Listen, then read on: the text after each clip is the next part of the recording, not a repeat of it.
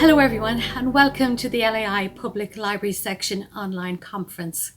Our conference has run from November 2020 and will run until April this year. Our overall theme is A World in Change, Libraries Survive and Thrive. Our online sessions are divided into the following headings. 1. Books, the simple bare necessities. Forget about your worries and your strife. 2. Uncertain times. The reading bug is here to stay. 3. Wellbeing, mindfulness and resilience. 4. Shared reading in digital land. And 5. Our ever popular My Life in Book section. Today we are under our third heading of Wellbeing, Mindfulness and Resilience.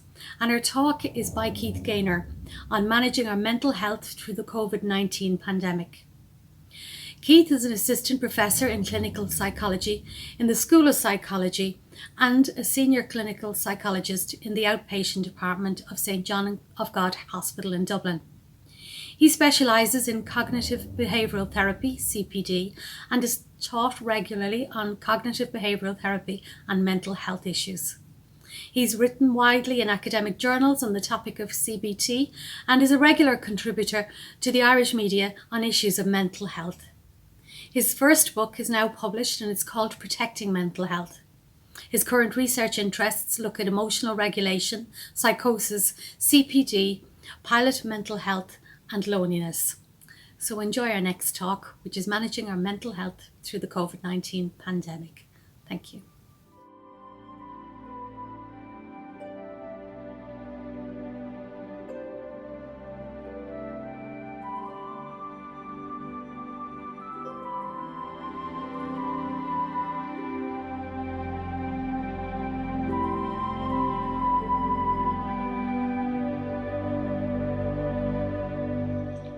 How do you do? My name is Keith Gaynor. I'm a senior clinical psychologist at St John of God Hospital and an assistant professor of clinical psychology in the School of Psychology, UCD. And I've been working for the last year nearly with people who've been struggling because of COVID-19, because of living through a pandemic, and because of our ongoing lockdowns. And so what I hope to do today is to talk a little bit about some of the things that might be difficult for us and some of the things that might be helpful.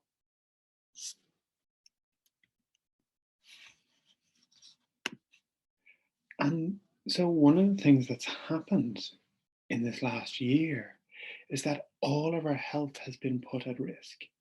It's been put at risk by the most basic things in our lives, by going to a restaurant, by meeting a friend, by going to the shops.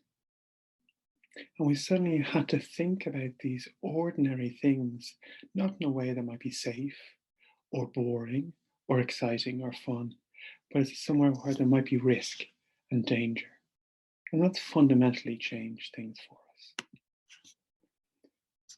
We live in a social network. We live connected to other people. No man is an island. Each one is part of the main. And yet, COVID-19 has separated us. We now live in bubbles.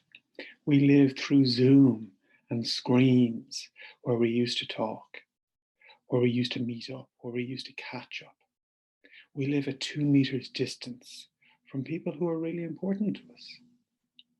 We live at 2 meters distance just from people, ordinary people. And that was never how humans were built in our entire evolution. And it's not how we've lived through our entire lives. COVID-19 has chipped away at our own identities. When we think of our identity, we might think of our personality, who we are, how it's expressed, the different roles that we have or the different things that we do, the places that we go. And so many aspects of our identity has been forced to change. Our job, our role in the family, our time with our friends. And all of that can lead to a diminution in who we are, who we feel we are. We're a member of a family, but if we're not going around for Sunday lunch, that feels very different. We might be a sports fan, but if the sport isn't happening, or we barely see it, or we can't visit, then we don't feel like a sports fan in the same way. And we may be doing our job, but we're doing it from our bedroom or from our kitchen. We're doing it under pressure from homeschooling. And so it doesn't feel like our job.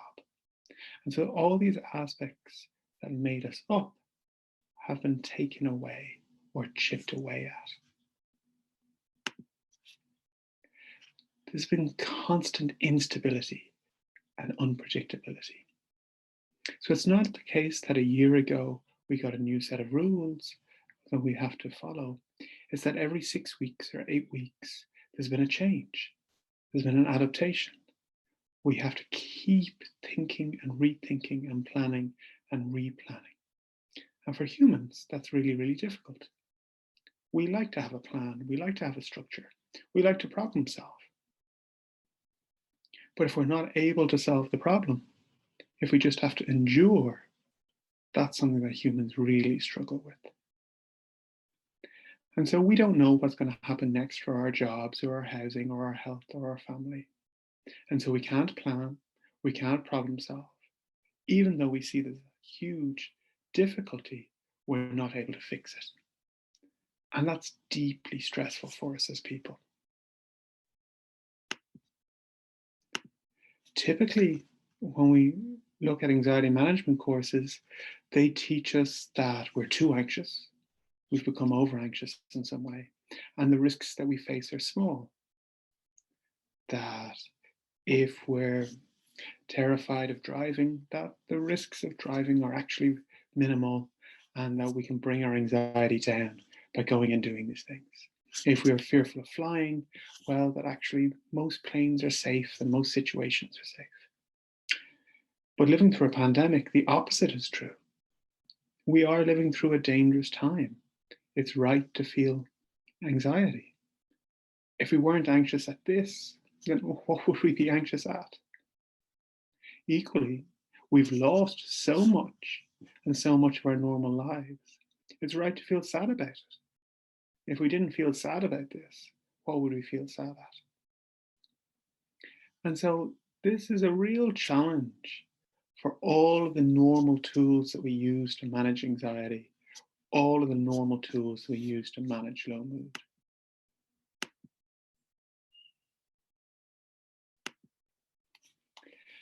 Over the last year, we can see that there's been an enormous impact on our well-being.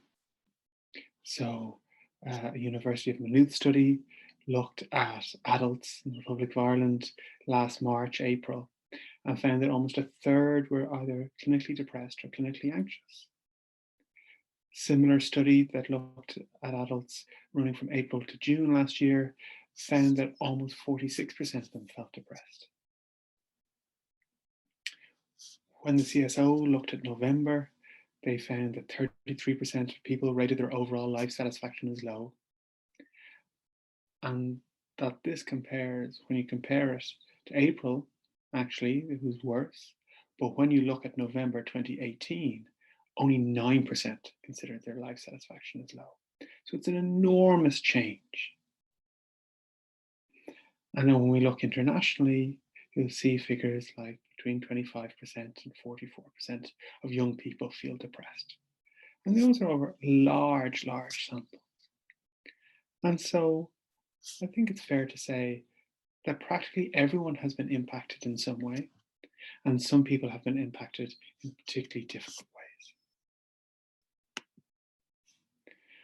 ways. When we look at that University of Maynooth study, that 1 in 4 people screened positive for generalized anxiety disorder or depression during the first week of lockdown 1.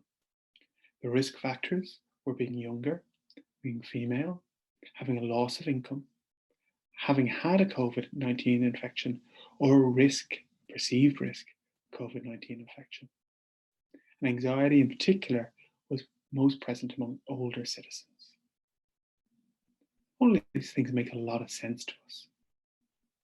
These are very reasonable reasons to feel anxious or to feel low.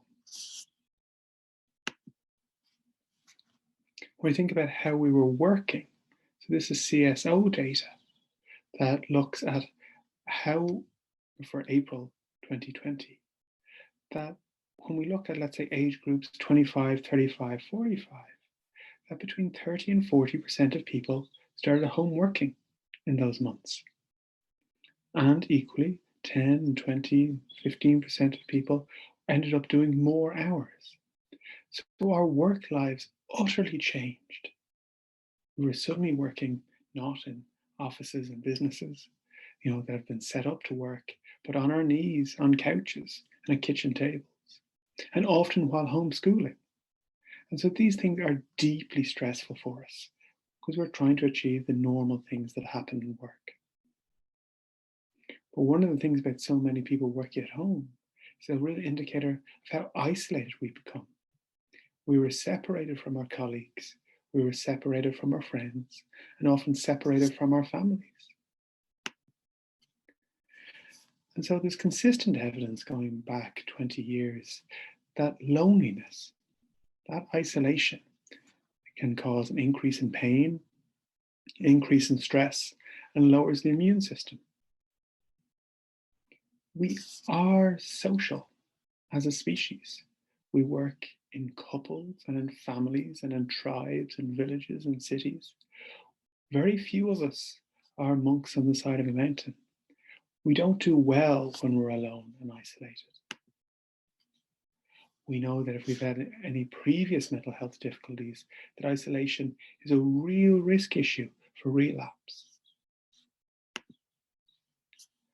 We know that often, as we feel more lonely, we withdraw because our motivation goes down, because meeting people feels risky, as well as the real risk from COVID-19. And so these data are all pre-COVID, but that loneliness increases the likelihood of depression by 15%. And equally, being depressed increases the likelihood of being lonely by 10%.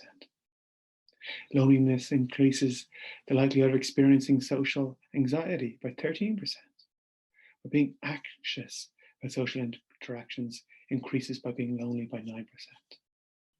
And although we don't have similar data for the last year, it's imaginable that actually this is the same or worse. Martin Buber, the Israeli philosopher, defined human beings as you-word. I'm intrinsically you-word. I'm oriented towards the other person. That there is something innate in me that is pointed towards other people, for good, for ill, getting on or not getting on.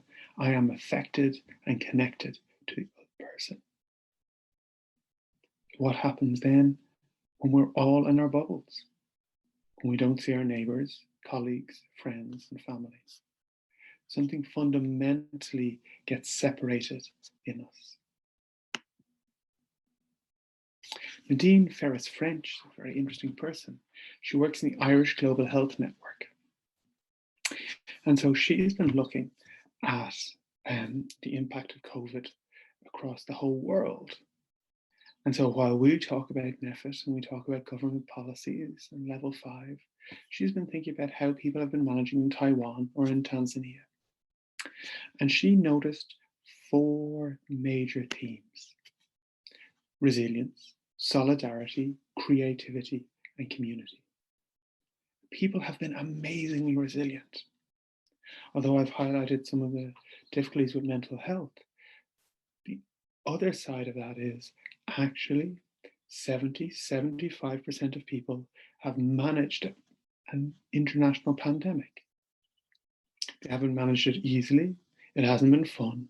Their enjoyment in life has decreased, but they have managed. There's been incredible solidarity shown by people. This has been shown by hundreds of thousands of workers in different professions: healthcare, education, transport, tens of thousands of people going into, work in shops, work in all the things that make up our society. We've seen enormous solidarity. We've seen it in all the people not doing things, not visiting, not going, even though they did really need it want it, would love it to happen. Lots of the conversation here has been about travel at Christmas. But the thing about the travel at Christmas was hundreds of thousands of people didn't come. Most people stayed where they were. Their solidarity was shown by not going. There's been incredible creativity on individual levels as people have adapted the way they work and the way they interact. On artistic levels, as people have moved out of the galleries and onto the beaches, and people are painting paving stones and beach rocks and putting out into the world the things that they're developing. And how we've made sure the society has kept going. And that creativity has been amazing. And community. That we'll know, we'll read in the paper if a house party has happened or if there's been a rave somewhere. But we won't read about the thousands of people who deliver shopping for their neighbours because it's small, it's individual. Often only two people know about it, the neighbour and the person who's doing the act of kindness. And that's happening everywhere. It's happening in lives all around us. It's happening in our streets, in our town. And there's been extraordinary resilience, solidarity, creativity, and community. The shadow side of that is there's been vulnerability, divisiveness, stuckness, and isolation. And those things are hard. And they impact us, and they chip away at our well-being.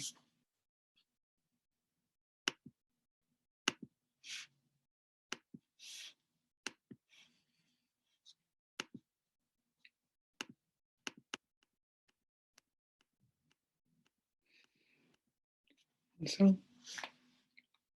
in two areas, I've been working with this model of COVID-related anxiety and depression. In my clinical work in the hospital, I've been meeting people since last summer who've had anxiety and depression directly related to living through a pandemic. And we noticed all the risks that have been highlighted by the research in people's stories. The risk of isolation, people trying to protect their physical health, but ending up very isolated and alone. The health risk, that people perhaps with underlying health conditions or older people have been very frightened by the risk to their well-being. The loss of identity, where we move from being a social person who interacts with everyone in the office to being someone who works entirely alone. Or the financial and practical risk. We know that more than a third of people have lost employment because of COVID. We know that there's a huge loss of income for tens of thousands of people. We know childcare has been an enormous difficulty for people trying to work and people in all sorts of situations. And we know the difficulty homeschooling has brought. And all of these have impacted people's mental health vulnerability. And there'll be many people I would have seen who I don't think ever would have come to a mental health service if it hadn't been for these issues. Then, once that vulnerability has been triggered, it's my impression that 6 different things have happened. There's been a huge amount of negative emotion, anxiety, sadness, a feeling of loss, often feelings of loneliness. Physical anxiety, so tension, headaches, sickness, poor sleep. Lots of people carry beliefs about the threat, COVID-19. They very much believe that they are really at risk, even when their front door is closed. They can feel like they'll never get better, even though there's lots of evidence that they will manage and cope. They can hold negative beliefs about their family and friends, and negative beliefs about the future. Lots of people do lots of things to keep themselves safe, but also lots of people have become stuck. And so even though they mightn't see their friends for coffee, to protect themselves, they stop seeing their friends through Zoom, and they get stuck in an isolated behaviour. Rates of worry are really high, and people have spent long periods of time worrying about different aspects of COVID, even though as ordinary people we have very little chance to change any of these things. We can't make vaccines come quicker, or we can't make government policy. And because the pandemic has been such a changing scenario, people have had to make lots and lots of decisions, which is intrinsically anxiety provoking. Should I meet a friend for a walk? Should I visit a family member? Should I go inside the house, outside the house? Should I wear a mask on the path? Should I wear the mask in the park? What time should I go to the park? These may seem very small, but they load up and load up and load up, and they become mentally exhausting. And so one of the things to think about is that lots of these things aren't going away. These are going to be ongoing issues. There may well be an issue with the recession economically. There may well be a level of anxiety even when we've all received the vaccine. There may well be ongoing health risks for all of us or some of us. There's likely to be ongoing financial pressure for many people. And there's likely to be ongoing child and family issues for many people as well. And so some of these risk factors in terms of mental health will continue even as our physical health prospects improve.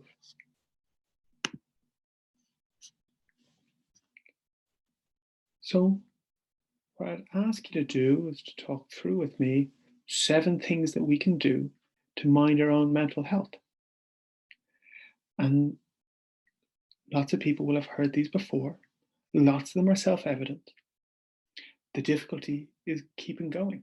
A year in, still doing these things. A year in, not getting stuck in the rut, not letting the good things stop. And now we have every right to be tired, but it mightn't help us. And so the first one on the list is trying to maintain any social connection we can. And that's talking over the hedge to neighbours, that's keeping up phone calls, that's writing letters, sending emails, keeping the Zoom calls going. And they may be tiresome, and it might be difficult to ask people what's been happening in their lives when you know nothing has been happening. But really trying to keep that social connection in any way you can. Moving our bodies. Often we had no difficulty getting our 10,000 steps in. But now, when we live between our kitchen and our front room, actually maybe getting 100 steps in would be a challenge. But one of the things we know about depression and anxiety is that they're embodied. We carry them through tension and through sickness. And so if we can move our body through walking, through Pilates, through yoga, through stretching, through anything that allows those feelings of anxiety to dissipate, then we'll feel better. We can spend many hours a day worrying, and yet it won't fix the difficulties that we have. And so trying to make a commitment not to worry, that we will spend less time worrying. We don't expect that to become zero, but actually that the worry doesn't help us. And so if COVID numbers go up, they go up. Our plan stays the same. If COVID numbers go down, COVID numbers go down, but our plan stays the same. And trying to focus on all the things in our lives where real joy exists. And that's often music, art, books, people. As we move out of lockdown, we're going to have some issues with anxiety. It'll be very strange to be in a crowded shopping centre again. It'll be very strange to be in a crowded office. And so we're going to be aware that our anxiety is a natural response to being in what will be a new situation for us, having been a year separated. And so just being aware, being kind to ourselves, but gradually moving towards normal life. Recognizing the beliefs that come up. And often these beliefs are so deep down, we would prefer to talk about any level of inverted commas news rather than our own fears and beliefs. People have a belief that I will die or my loved one will die, even though those people may be very safe. There's something important about naming and understanding and really holding those beliefs compassionately, but not allowing them to determine our mood and our well-being. Looking at our behaviours, have we got stuck? Have we got caught in a rut? What can we add that might bring a little joy, might bring a little solace? And that a year in, it's every chance we've used up all our original coping. And we're going to have to find something new. We're going to have to find creativity. And decision fatigue. It's hard. Do I wear the mask or not? Do I go or not go? And just being very kind to ourselves and recognizing that these daily decisions and weekly decisions wear us down, and doing our best to manage. And so we can think about the triggers of our anxiety. So what is it in my life that makes me more anxious? The school run, or the in-laws who still hug, or the neighbours who don't socially distance. I'm trying to manage those triggers specifically. Minding our bodies. Anxiety and low mood is in the body. It's a natural bodily response. So we can mind our body. If we're carrying adrenaline around with us, we feel worse. We know we're sitting more, we know we're eating more, we know we're drinking more. And so anything that alleviates that will be helpful. At its most basic, just breathe. Slowly, calmly, and then breathe again.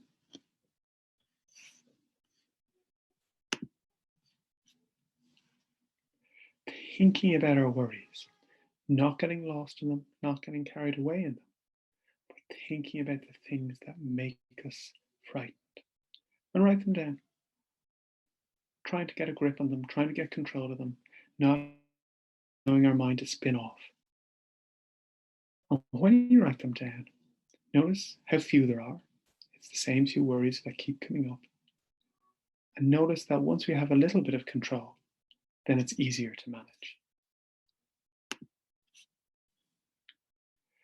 We have to try and protect our identity. That if we're a hurling fan, but there's no hurling, how do we hold on to that? Who do we need to talk to? Who do we need to replay old games with? Who do we need to talk to about selections and team strategies with? If we're a music fan, how do we hold on to music with no gigs? And this is where creativity is called on, but trying to hold on to those bits of our identity so that we don't lose them. Reducing the amount of time we spend thinking about COVID. We don't need to listen to every newscast. We don't need to watch every news. We don't need to read every paper. A basic level of knowledge will keep us safe. We can focus on everything else. We can focus on all the things that bring us joy. And so that COVID-19 only takes up the minimum of our brain space. This will take a commitment, but we can do that. Doing everything we can to keep connected. People are the risk. That's how the virus transmits. But them trying to find every other way we can of meeting, seeing, and talking to each other. And so I'd ask you to mind yourself. We will move through this. It will be as hard on the mind as it has been on our bodies. And if you can look after you and one other person, then we'll get through. Thank you very much.